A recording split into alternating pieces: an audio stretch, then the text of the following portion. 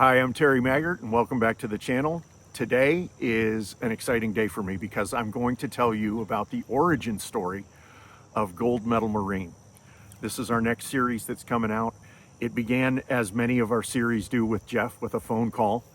I told Jeff, I said, hey, what are you doing? He said, I just got done watching this incredible documentary about Michael Jordan and how hyper competitive he was. And it's just this whole peek behind a curtain that I didn't know existed.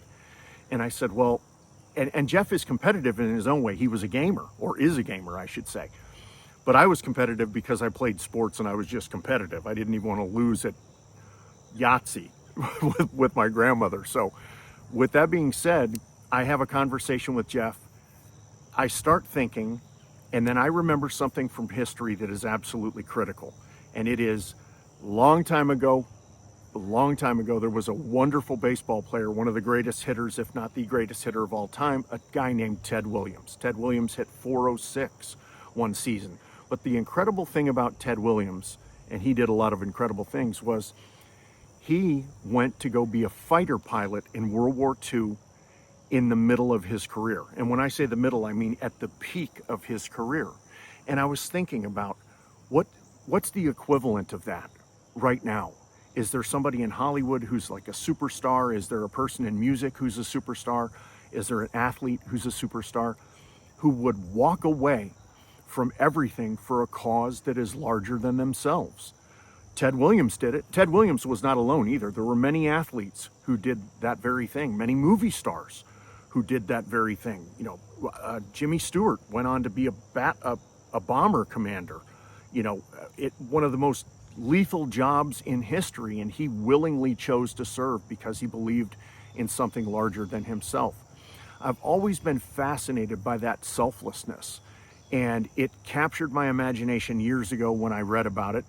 And my grandfather fought in World War II and gave up a huge amount. I'll make another video about that, about how life changed so drastically for him because of World War II. But Ted Williams did this and went and I believe he fought for up to 3 years until the Axis powers were vanquished. And then he came back and once again became a superstar baseball player. The incredible part of this is that how seamlessly it dovetailed in my mind for what happens if this happens in the modern era. What happens? Well, okay, I've got my character. His name is Cullen Bright. He is the most gifted athlete that has ever existed in humanity. He competes in what's called the enhanced pentathlon, which is running, martial arts, lifting, and shooting. He is a God-tier athlete among other incredible athletes. He is a brand. He is on cereal boxes. He is on every product that you can imagine, and he has a corporation called Bright Industries. We've seen this happen before in our time, but this is set in the year 2206, and it's a different planet, it's a different star system, and a war breaks out where an implacable enemy chooses to remove humanity from the equation. And Cullen Bright makes his decision. He's met every challenge that he can, but there's one challenge that he hasn't yet, and that is to go to war. He wants to find out what he's made of. He wants to find out if people care as much about him as a Marine as they do as the athlete, which is a call to understand the nature of stardom and fame.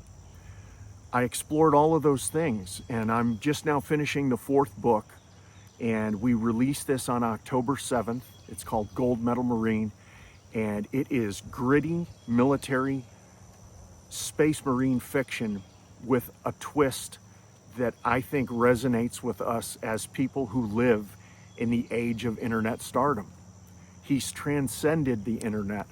He's multi-interplanet stardom, and he has chosen to give everything to a cause that will save humanity if he can succeed. Once again, thank you very much for being here.